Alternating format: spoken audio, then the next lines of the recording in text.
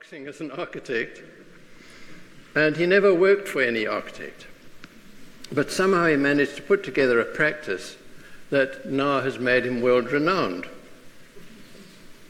Early on, he traveled extensively in Europe and soon decided that there was very little to be learnt from the neoliberal postmodernism that raged in the 70s and 80s, and would root his work in the tradition of the modern movement with his chief inspiration, Le Corbusier.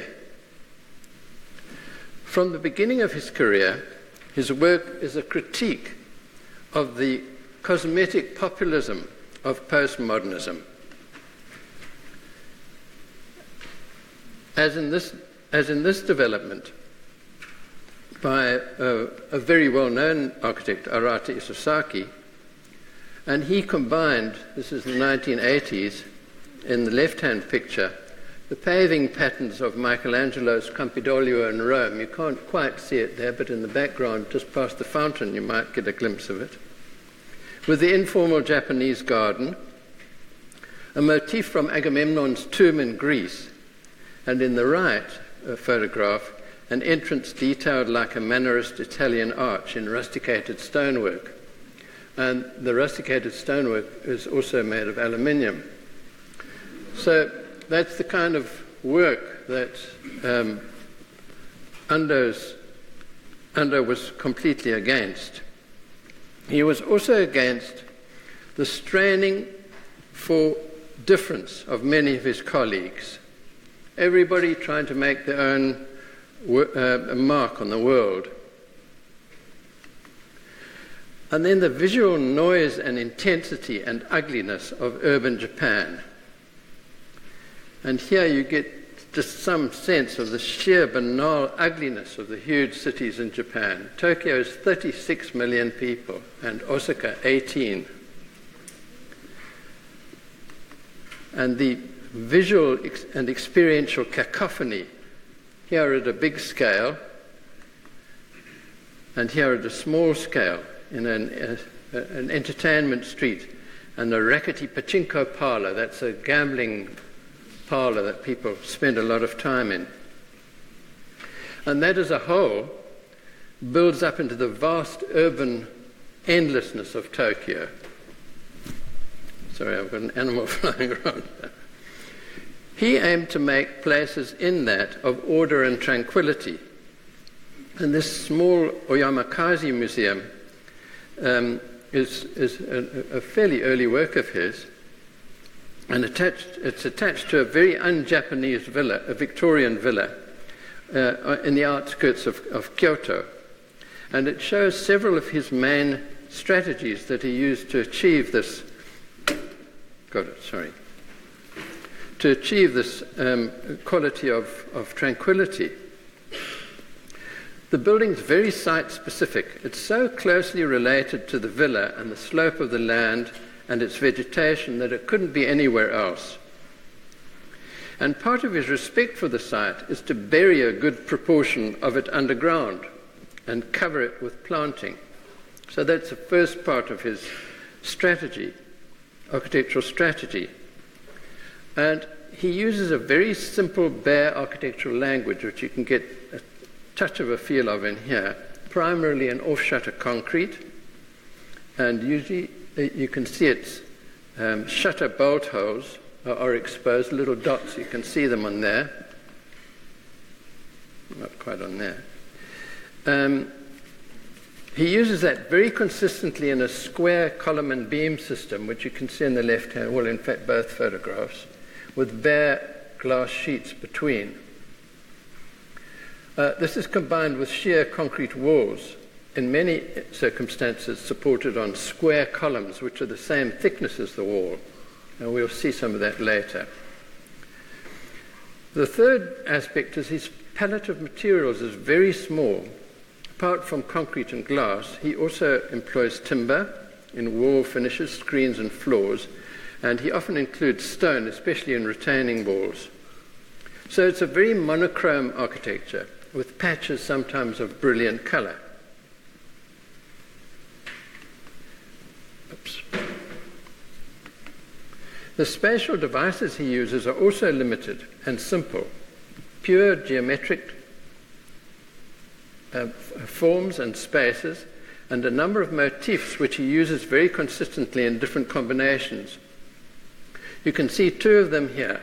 The trabeated colonnade. The trabeation is this column and beam system. It's called trabeation. And then a chasm-like space in the right-hand picture. And at the bottom of the stair, if you went down here, you turn into a third, which is a cylindrical space. Here it's roofed, but in many circumstances it's open to the sky, like this one. And you can see the top of it, going back to the Yamakaze Museum, you can see the top of it in this photograph, as well as a fourth element, which is this rectangular shaft. In this case, it's a lift shaft. A fifth doesn't occur here, and that's the angular cantilevered balcony. And then a sixth, also in this picture, as already mentioned, is the piers or parts of wall that are the same thickness as the wall that they support. So that's his bag of tricks, if you like. Very simple. These are organized in often long journeys, indicating plenty of ma, that's that emptiness that we've talked about. And that takes us to the fifth major part of his strategy to create this deep tranquility.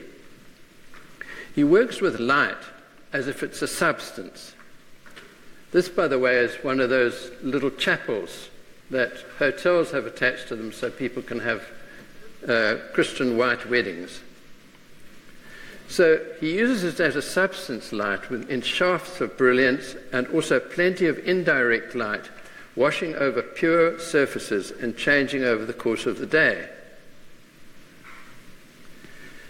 This use of light to create thoughtful or numinous space is really more a European than a Japanese tradition. However, because many of his buildings are cut into the ground, I think it's accurate to say that he works a lot with darkness. That darkness, the yami darkness, that is believed in Shinto to be occupied by the kami. And very often one feels as if one is in space that's been excavated rather than built up.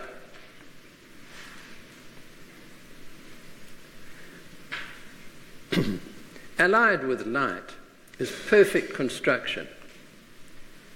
So when light falls on surfaces, there are no distractions to diminish the charged emptiness. And that goes for big pieces of the building and the small pieces as well.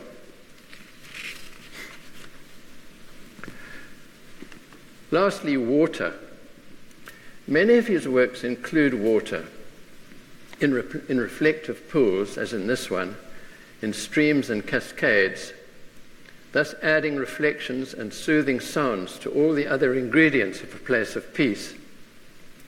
Here in the Sayamaki Water Museum, wouldn't it be nice for us to have a water museum? You have these still reflective pools to welcome you when you arrive. So your route of arrival is along this walkway on the left, and there's that shaft element that I talked about, that is a stair and lift tower that takes you down.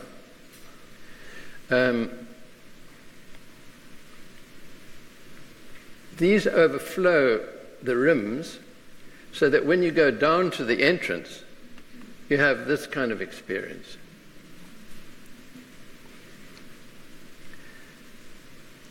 Now back to the smaller Yamakaze Museum, you can see that there are pools and little weirs running down the side of the building, which end in a lovely pool in the garden at the bottom.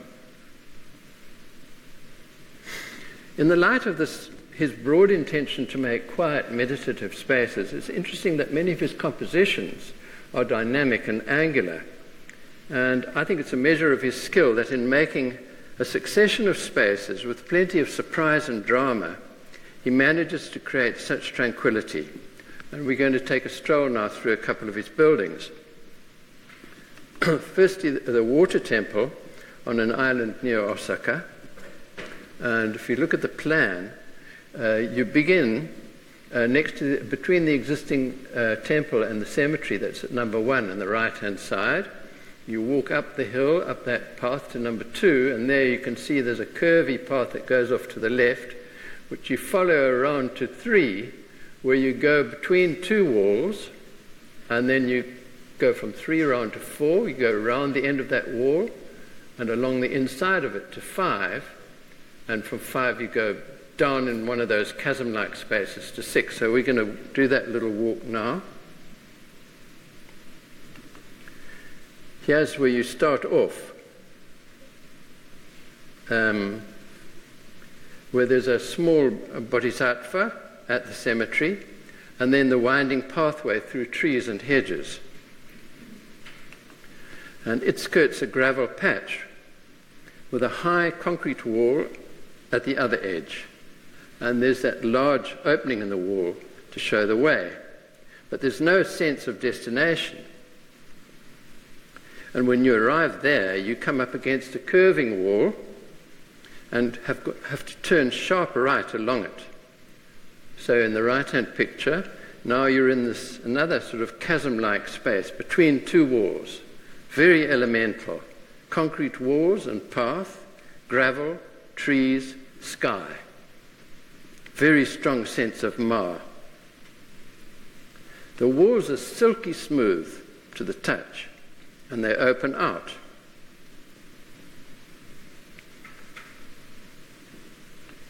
Now the path turns around the end of the inner one 180 degrees, and you find you've been following the edge of a still oval pool.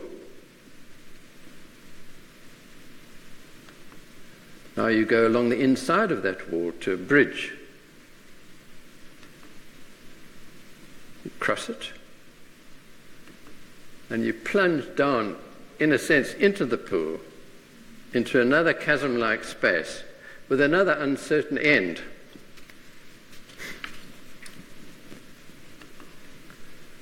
You turn left along a wall lined with painted timber strips that curves back past a translucent screen. Now you move round a dark, curving corridor.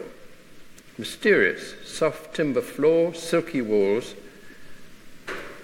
and then emerge into the little temple in the middle, very reminiscent of traditional ones, with its trabeated construction, and screens, and tatami-like floor, and its colour.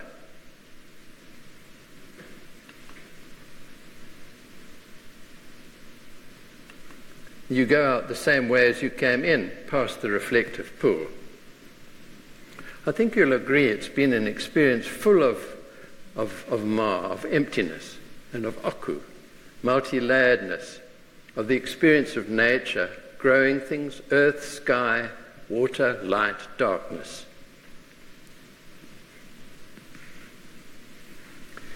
In the outskirts of Osaka is a site containing over 200 ancient burial mounds from the 3rd to the 7th century, including 4 imperial ones, such as that of Prince Shotoku, whom you may remember built the Horyuji temple that we looked at, I think, in the second talk. They range in size from 7 meters, this is perhaps 12 meters long or something, to 400 meters long. Huge key-shaped mounds that they have there, in which many important artifacts have been found. And on a hill, this hill, with many burial mounds on it, Ando has designed the Chikatsu Asuka Museum, which houses a collection of the artifacts. It shows his approach to nature very well. His buildings, as we have seen with the first 2, do not sit lightly on the earth and cannot grow and change like traditional ones we've seen. Rather, they're of the earth, or at least many of them are, or parts of them. And his reverence for nature is found in the very close way he works with a site. So in this sketch, you can see that the roof of the building is close to the slope of the mountain. I don't know if you can read the section on the bottom if you're not an architect, but you can see that the building really takes off from the slope of the ground and carries straight up to a sort of slightly higher end, but broadly, very marginally steeper than the mountain itself. or it's actually the bottom of the hill. So it lies low on the mountain, so that it's like nature itself, or a human-made piece of nature, like a burial mound or a pyramid. And when you enter it, it's like going into the earth and sensing something of its mystery.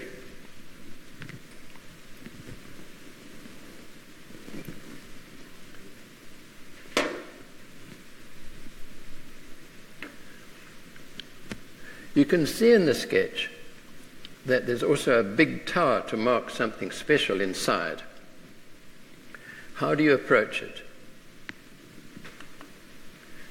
The plan of it. The main way is from the parking lot below. That's if you follow it on the arrows on the left-hand side, parking lot.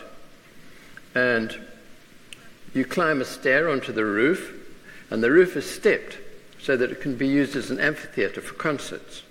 You cross over the roof and find yourself at the beginning of one of those chasm-like spaces, which cuts through the mound of building and takes you uphill slightly to a space organically carved out of it, a kind of forecourt.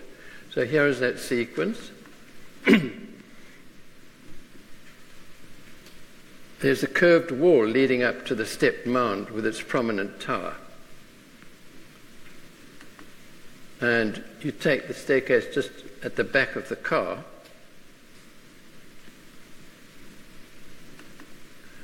and this is the staircase going up. You can also approach it behind that curving wall along a slow ramp, and then you cross the stepped roof.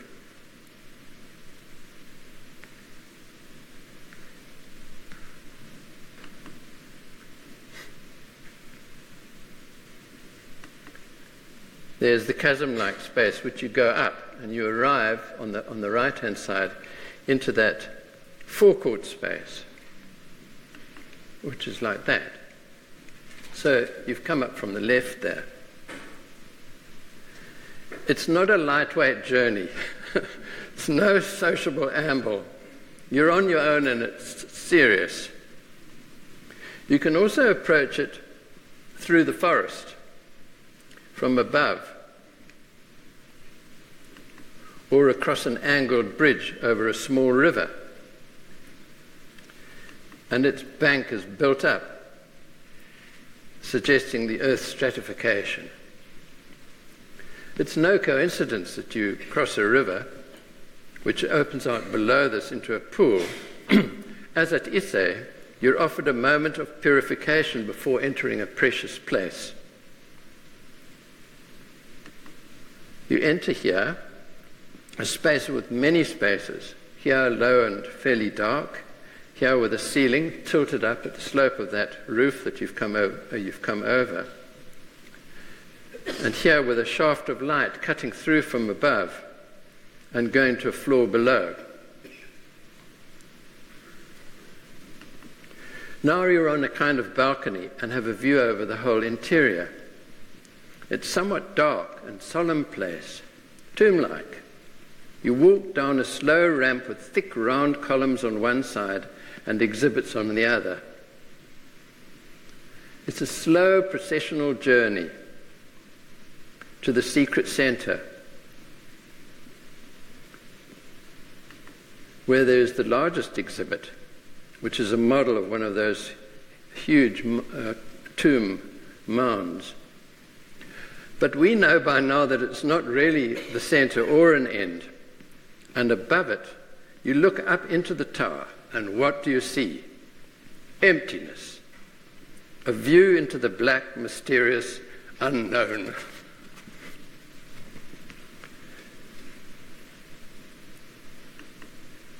You go out behind the model and find yourself in a shaft of light that you started from, but a floor below. I'm sure you'll agree with me here that although it doesn't have the layering close to the edge of the building, as Makis do, you certainly have a sense of that oku idea, of moving through successive layers to a mysterious heart. And also in a museum which by definition carries a lot of information, there's a surprisingly strong sense of ma too. Now you could easily be thinking it's quite easy to incorporate traditional ideas such as we've seen in small buildings and especially in places like shrines and museums and little galleries. What about commercial buildings and big buildings? Well, Ando certainly attempts it. So this is the Collezione, is a small commercial building, and you can see his trademark elements there, the trabeation, sheer walls, and the cylindrical element on the left-hand side. It's also cut down into the ground. You can't see it in this picture, but it actually goes down about 3 or 4 floors off this pavement down to the right.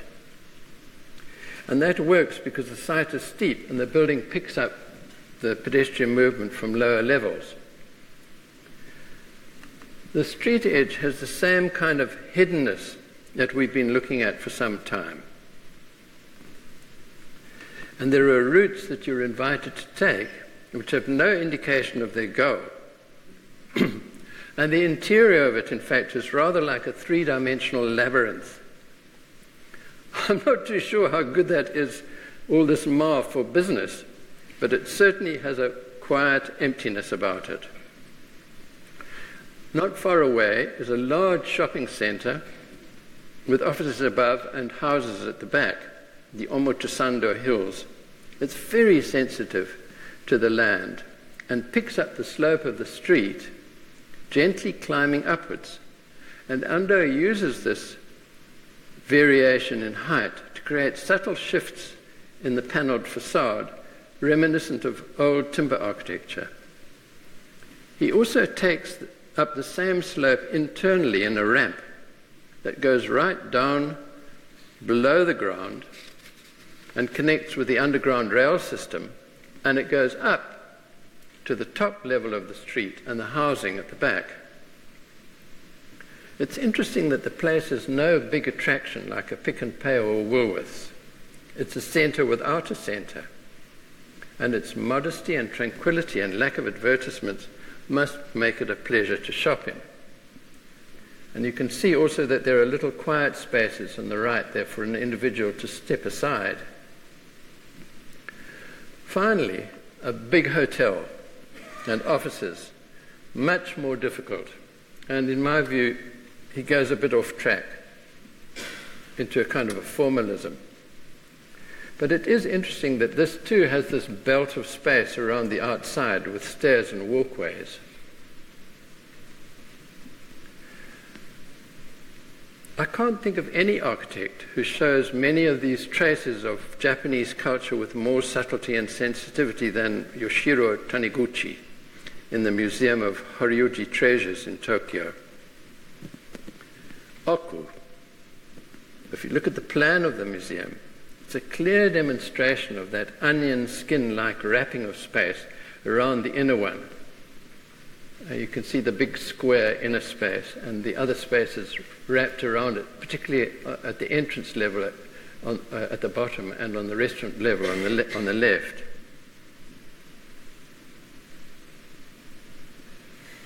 But what the plan doesn't show is the context and the layers before you reach it. Here is the approach. The building sits gently over a reflecting pool, and typically you can't see the entrance. What you do see, though, is an abstracted version of the Zen temple in the deep frame with very slender columns making a veranda, and in between space, meditative space, overlooking the pool.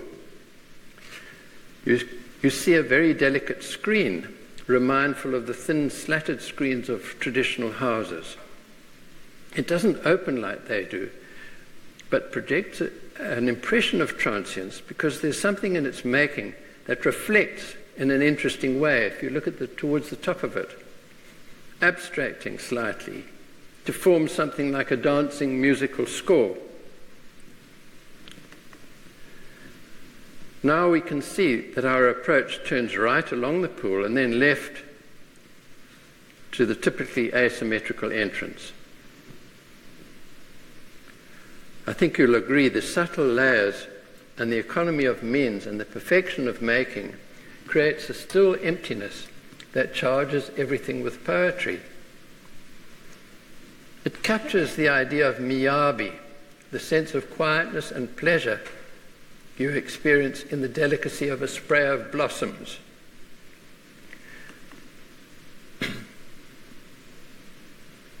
And also a touch of monowari, the sadness at something so fragile it can't last.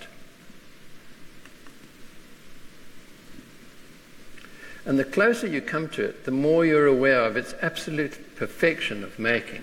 It's made literally like a piece of furniture. Look how the stone paving is cut around the glazing bars and joined on the diagonal and fitted around the little vent. And look how the joint coincides with the middle of the column and the vent and continues down, this is in the right-hand picture, continues down into the pool. And if you look at this picture on the left, you'll see that the joint runs right across two sets of paving, through the pool, and up the wall of the foyer.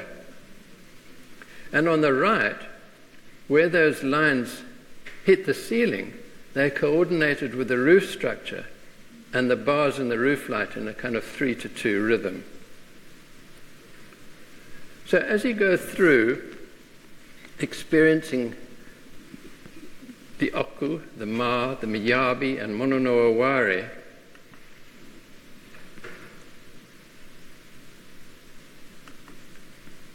and the kind of perfection arising when every tiny little detail is handled with real reverence, you can't help feeling you've had a glimpse of another level of existence. Date of it? I think it was just 1999. Yeah, I think so. Before looking at our last architect, I want to spend a short time with houses, because the form of the traditional house and the way of life that it reflects were major factors in characterizing Japanese architecture, traditional architecture. So the question is, what's the nature of the house now? As a visitor, it's obviously difficult to gain access to private homes, but it's also obvious that for many, the majority, that home is a bit like that. It's a flat in a large block, and the interior would be not too different from what we might expect here, but smaller. Looking at plans of advertised flats, it seems clear that the idea of maximum flexibility and floor living has reduced a lot, although there is still some evidence of it. It was quite interesting, just in our hotel, for instance, one of the hotels in Kyoto, there wasn't a dining room. So we wondered where we would have breakfast, but we went down to the foyer at breakfast time, and that was the dining room, the kitchen, the servery. And then they simply cleared it away, and it was the foyer again. So it showed that, I think, traditional approach to using space in different ways, the flexibility that there is in it. But I think perhaps the most interesting thing in Japanese housing recently is the proliferation of what are called micro-homes. After the Japanese economic bubble burst in just before 2000, many architects out of work concentrated on this area and produced thousands of very imaginative tiny houses squeezed into very small corners of the existing urban fabric. So, for example, here is the Toshima house, which is on a plot of land which is 11 meters by 2.5 wide, 2.5 meters wide, which means that the inside of the house, if you take the walls off, is just over 1.8, that's 6 foot wide. Here is another one. On a minute leftover piece of land, but you can see that there's even space for covered parking. And in a 60 square meter house, there seems to be plenty of room. So even though what we would call normal furniture is being used, a sparing modesty and careful planning have made a perfectly adequate house. The house Ma, which was one that we managed to find, although we couldn't get inside of it, with its wide space between inside and out seems to fit easily into the tradition of wrapped inner spaces. That said, it looked very uneconomical in the use of space.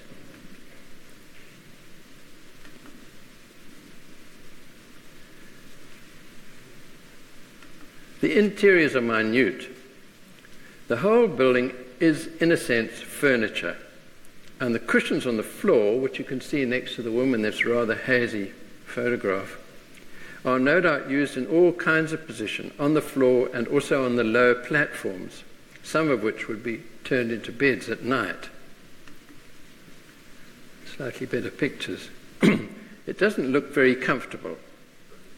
And I think it can really only be seen as an experimental house, which was built for a very particular young couple who apparently wanted to live like nomads. Fujimoto, the architect, said the idea behind it was a tree with lots of platforms to perch on. It's built, as you can see, with very light members, so it's a good kind of frontispiece for the last architect, Kengo Kuma.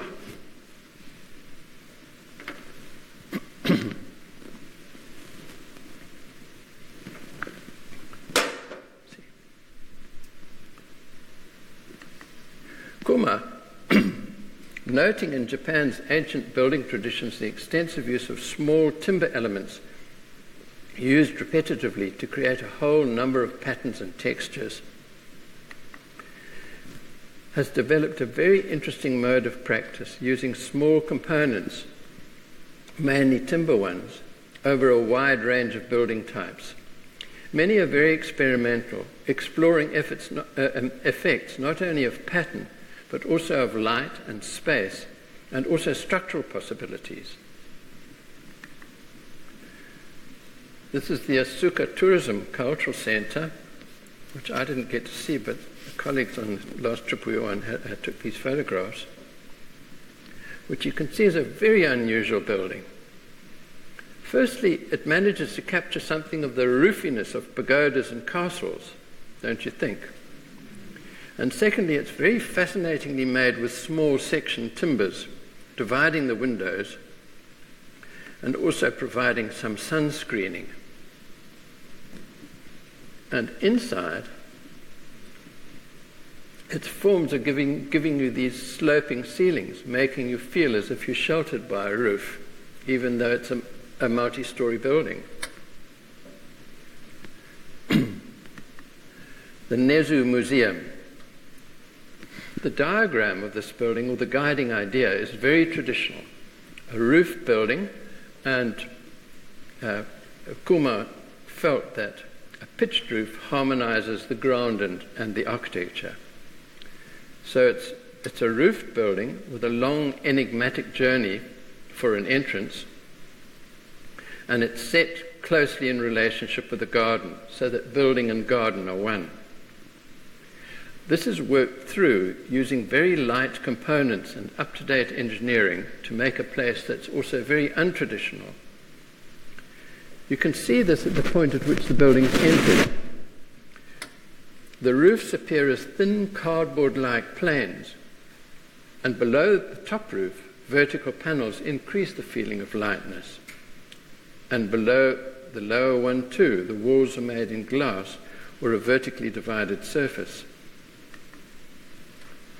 Details of the eaves show the thin tapering steel structure that enables the refined edge, as well as light compressed bamboo panels in the ceiling, and also bamboo cladding. You can see also in the bottom right-hand picture the long walk you need to take to reach the entrance.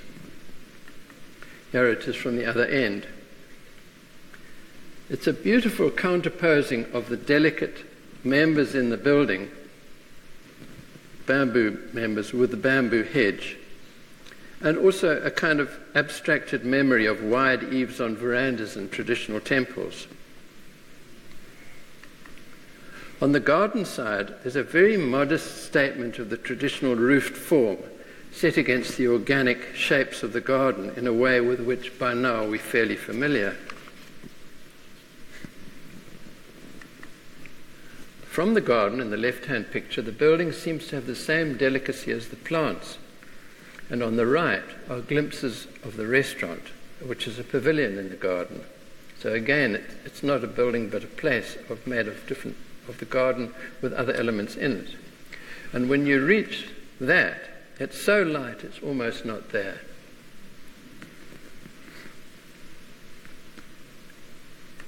Now if we go inside the building, into the foyer areas, and the exhibition areas are in sealed, specially conditioned and artificially lit rooms, you have a strong sense of the sheltering roof, also connected with ancient memory, but once more transformed and imbued with a feeling of lightness by the blonde ceiling and wall panels and the openness to the garden. Upstairs there's a waiting and relaxing space, and everything is made with the same delicacy and sense of transparency. Now I'm just going to go slowly through these pictures.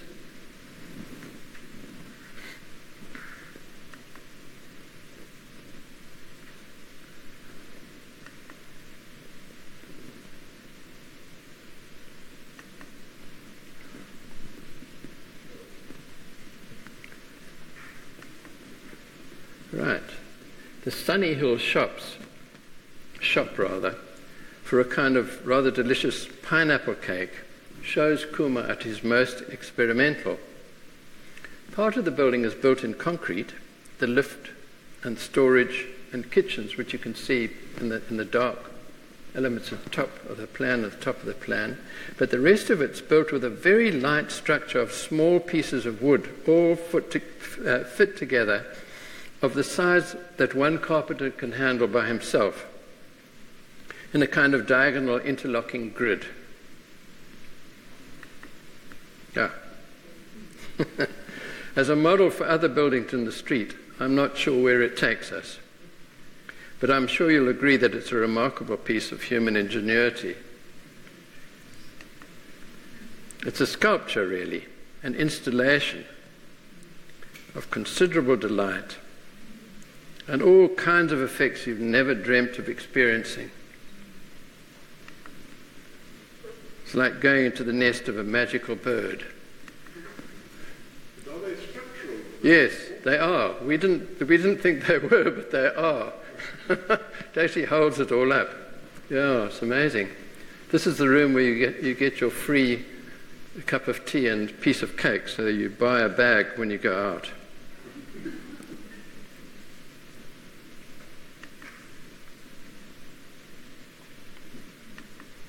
Even the bathroom is made in the same kind of a way.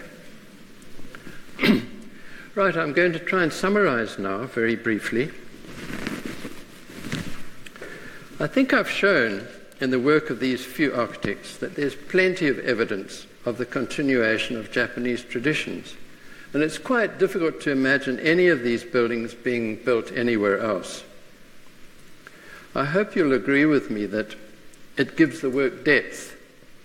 Whether you like the buildings or not, they carry collective memory, so they have meaning of lasting value. Secondly, these local characteristics make it unique to Japan. They provide something for Japanese people to identify with and be proud of. And for outsiders, the uniqueness makes them very interesting. And I think you'll also agree that even though they're soaked in local meaning, there's nothing exclusive or nationalistic about them, nor anything tacky or cliched. Rather, they're inclusive and refined. Apart from ideas that are particularly Japanese, there are many that come from elsewhere. Off-shutter concrete happens all around the world, as you know, in Cape Town, too.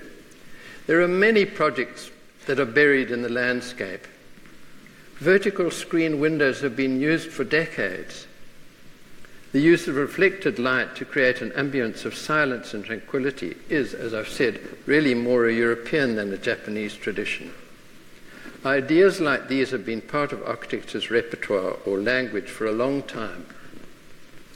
Indeed, in my view, fine architecture, like fine works of art of any kind, deals firstly with universal ideas and thus, in a sense, belongs to all people everywhere. Secondly, it works in the culture, landscape, climate, history of a particular place, and thus belongs to that place. And thirdly, shows the vision and imagination and style of a particular person, and thus, in a sense, belongs to him or her. Most current architecture concentrates on the first and third of these, but neglects the middle one, the local. It's at one level too generalized, succumbing to global corporatism, and at the other level too individualistic or narcissistic or promoting of a particular product. I think architects need to be putting much more emphasis in that middle local space, especially in South Africa, where our architecture has so little identity, local identity. Thank you. That's...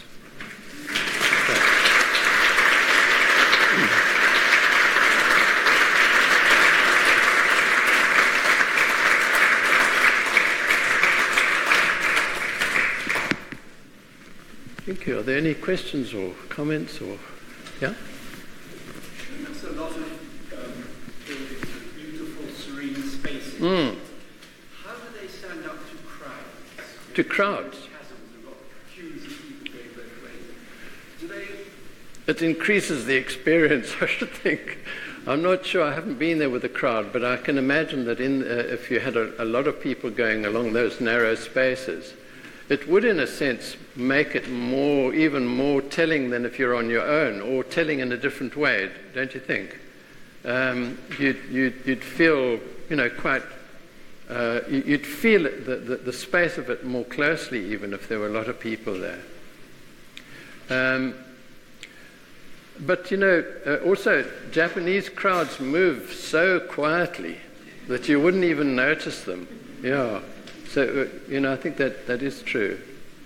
Yeah. Yeah? Do you have any equivalent of women architects at the level of Zaha Hadad? Funny enough, one of Toyo Ito's buildings that we went to, and we all walked around photographing it, a woman came out and dashed over to us and said, by the way, this isn't Toyo Ito's building, it's so-and-so's, who was a woman who worked for him. There are some very good Japanese women architects. Yeah, excellent. I haven't got any here because they're of a younger generation. And, I think in Japan, a woman's lot is it's still very slowly, coming into what we would expect here. There are very few women in Japanese parliament. Very few.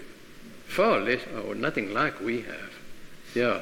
So I think that's something that's going to change over time. But certainly in those little houses, there are lots of women architects doing those tiny little houses. Yeah. Have the architects that you mentioned, have they worked outside of Japan? Have they built yes. landmark buildings? Yeah, a lot of them have. Ando's built all over the world. I've got a problem with that in a funny sort of way because, he's built a big project in Birmingham. What does he know about Birmingham British culture, How can he possibly do anything other than a kind of a Japanese thing in Birmingham?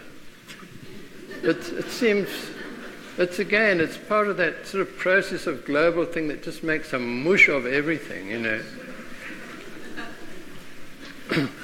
Julian, Kahn, Paul, and Frank Lloyd Wright. Of those big three, it seems like Frank Lloyd Wright really embraced Japanese architecture. But it seems like the Japanese architects we know about really embraced more Kahn and Paul, especially people like Ando. Yeah. Is there any comments about that? Are they more interested in kind of the differences rather than someone being too close to them? No, I think that is an interest. Did you get that question?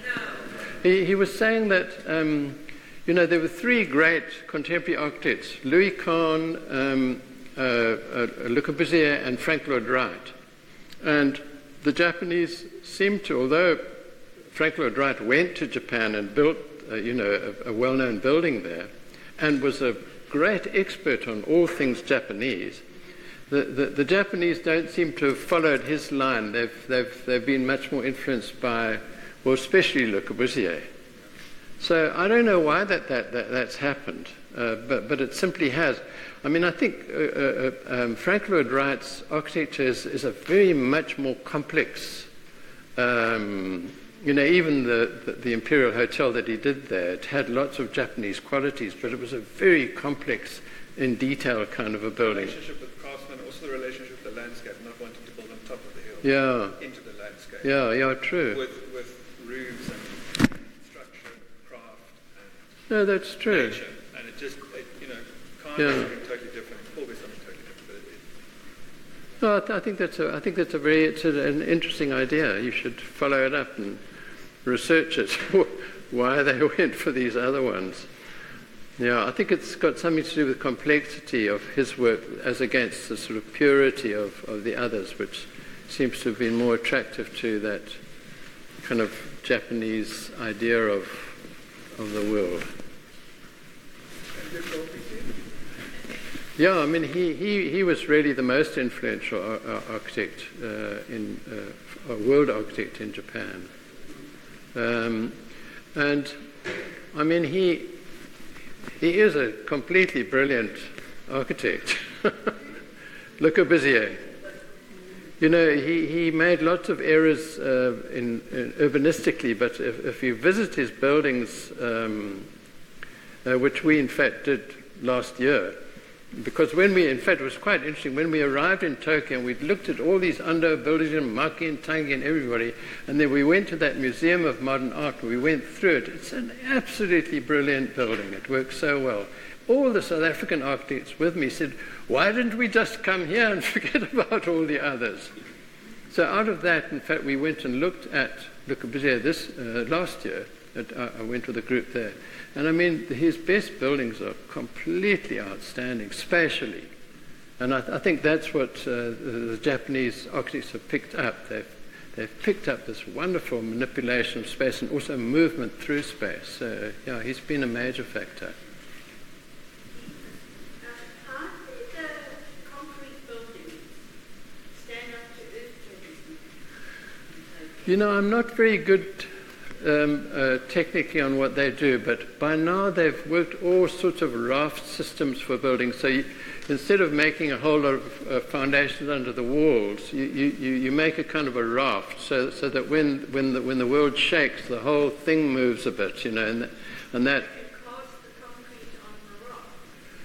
No, well, I think it's more like floating it on the earth, so that the whole thing can move. Because if you put it on a bit of rock, and one bit's on the rock and the other one isn't, then it's likely to get it breaking. Whereas if it's a very rigid thing that you're sitting on, the whole thing can move around a little bit. But as I say, I'm not too clued up on the actual technical details of that sort of thing.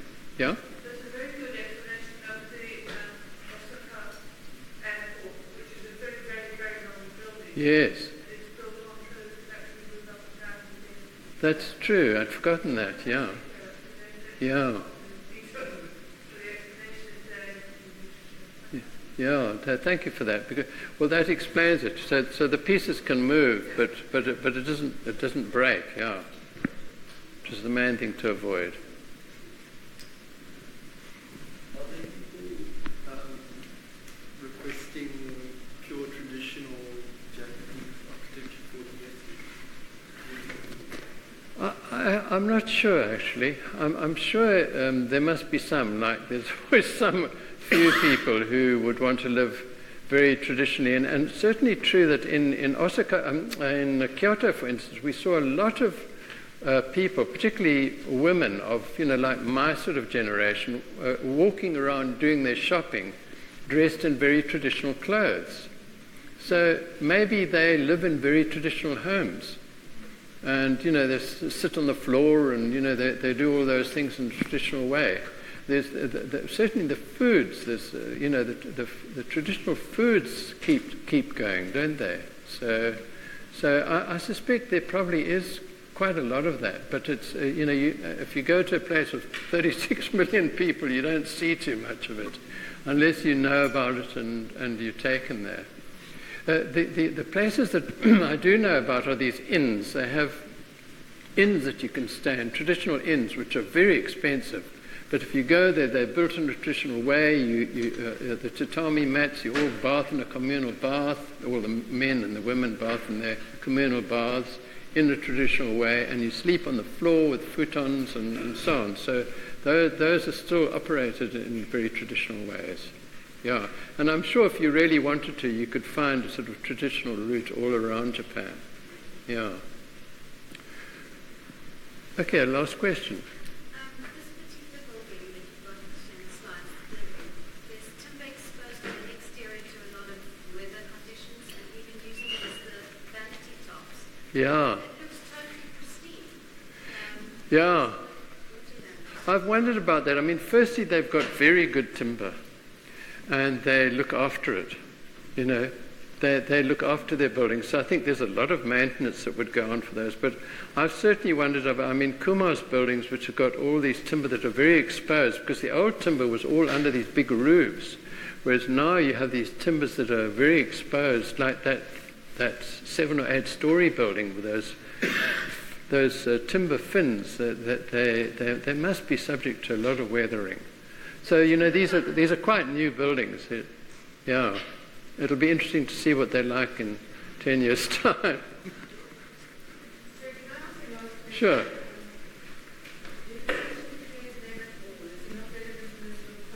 Sorry? Oh, Iron Pei. Oh. Well, he's an American architect, isn't he? Yeah. And he's Chinese. But I mean, his work was all in America. Yeah. I'm sure that you could find lots of characteristics in his work. It's true that would show the same kind of ideas. Yeah, I haven't seen his work other than, you know, bits in Paris and, you know, places like that. But so that's why I didn't include it. I mean, basically, I've been showing mainly, almost entirely work that I've experienced myself. Yeah. Okay, thank you very much.